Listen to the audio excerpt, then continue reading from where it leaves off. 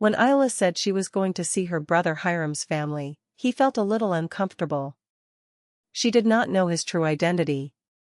She was worried that if a girl like her met Hiram, she would be surprised by his resemblance to Byron. Although they didn't get along, they were brothers from the same father, so they looked quite alike. Laura's report showed that, fortunately, that had not happened, but it was still unpleasant. That annoying nephew, Winfred or something, was in love with Ayla. Hearing that gave him a strange pang of irritation. And after reflecting for a moment on his own feelings, he realized that they were similar to those he had felt for Count Senespon's son in the kingdom of Inselkov. Do you have a good eye for women? This bothers me a lot.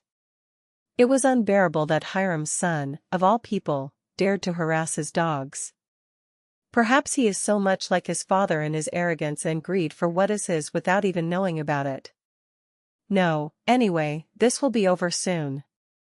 Byron tried to calm his burning heart. Soon, it would all be over. Traitors would receive their due punishment, and those who arrogantly usurped others' positions would return to their respective places. There really wasn't much time left for that day. It was a beautiful day. Not a single cloud was visible in the autumn sky, and outside the refreshing song of birds could be heard, shining in the clear sunlight. Ayla, with a somewhat nervous expression, kept looking at the garden of the mansion, where strangers were busily entering and leaving. It was a scene that gave off a foreboding. It seemed like a past life, very far away. Even on the day he lost his life and returned to the past, everything was still the same as now. The clear autumn sky, the singing of birds tickling his ears, and strangers filling the garden. It was just as I remembered it. Only one thing, the person in front of him was different than he remembered. Are you very nervous, miss? Lisa asked with a kind smile and poured herself tea. Lisa, who had been falsely accused by Laura and forced to return to her hometown, was now before his eyes. And Laura, who had shooed her away and stood proudly in front of Ayla, was no longer in front of her. No. I think I'm more excited than nervous. Ayla smiled quietly. Yes, I was. A chill ran through her body. Tonight. In a few hours, his long quest for revenge would end.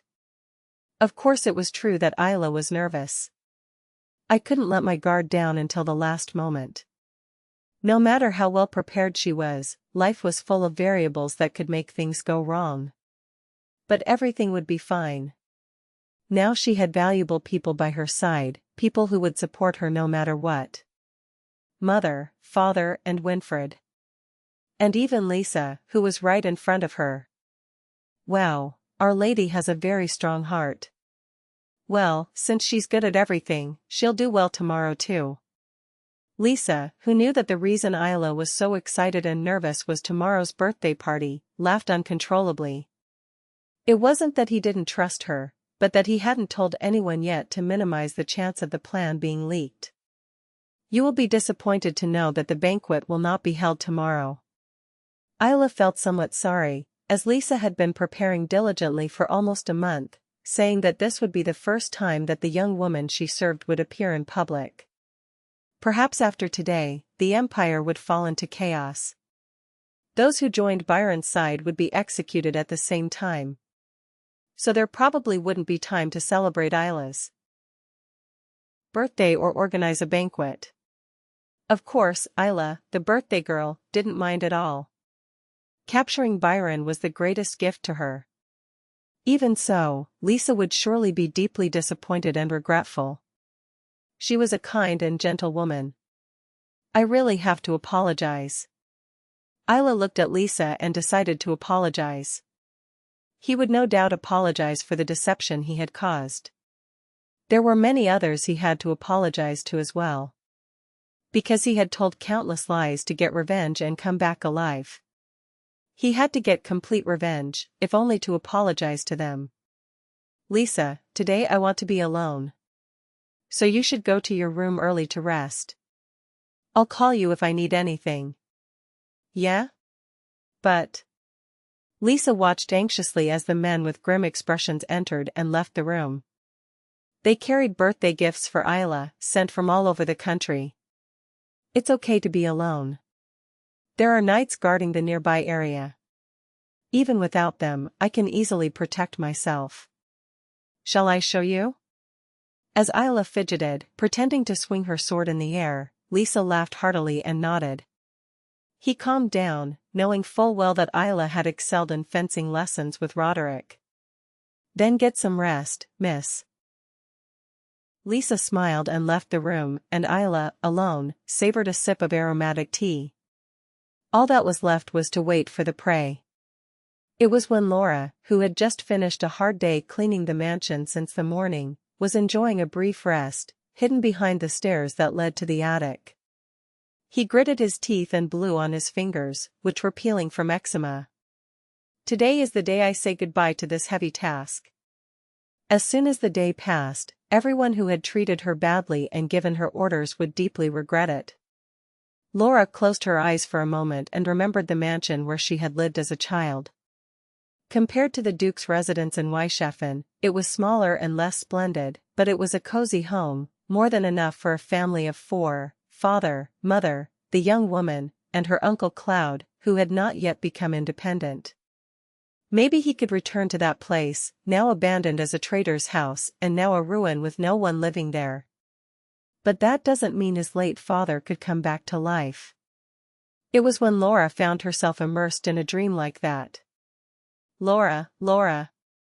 The sound of someone calling her brought her back to reality. Laura. It's here.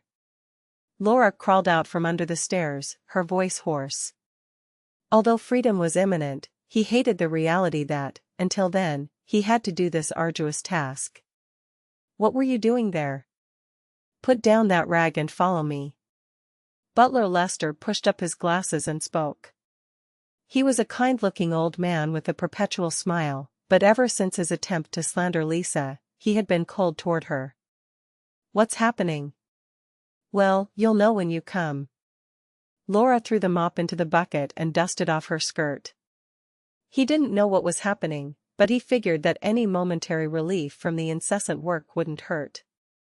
But how wrong that thought was. He followed Lester to the basement, and as soon as he entered a room, some gentleman gagged his mouth. Ugh, ugh. Laura struggled to take it off, but was unable to overcome the muscular, trained knights and was quickly held underground with her arms and legs bound with rope. He protested vehemently, his mouth gagged. Why the hell were they locking her up like that? There is a lot of noise, Laura Eyre. Stay still until we're done. Lester looked at her with a gaze so penetrating that it made you wonder if he really was the kind old man he used to be. Laura Eyre. Laura, who was reflecting on the somewhat awkward title, suddenly felt a chill run down her spine, as if someone had poured ice water on the back of her neck. His true identity was revealed. Lester and the knights looked at her with contempt for a moment, then quickly closed the door and left the room. Trapped alone in a dark basement, she couldn't stand the anxiety. She didn't know how they caught her, but she couldn't sit idly by. Byron would soon enter this mansion, and if he was caught, everything would end in vain. She, her mother and her uncle would be killed by traitors, just like her father. Calm down, calm down. I need to get out of here and report the situation. But how do I get out? He tried to stay calm as much as possible, but it wasn't easy to calm down in this situation. For starters, it was completely dark, so I couldn't see clearly.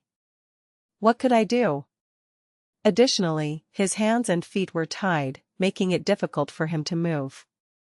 First, I have to free my hands. Luckily, as time passed, his vision gradually became clearer. It seemed that the area was not completely blocked by light. Laura ran her palm across the floor. If there was something sharp, he could cut the ropes binding his hands and try to escape. But nothing was felt on the soft carpet. It seemed that not even the daughter of a traitor could stay on the cold, bare ground. Well, I tell you that they are hypocrites who pretend to be of no use. It was a good thing that the ground was soft, but unfortunately, that meant that I couldn't find any sharp objects to cut the rope. But it wasn't something he could just give up. She complained about the inconsideration of those who had imprisoned her and rolled around looking for something with which to cut the rope.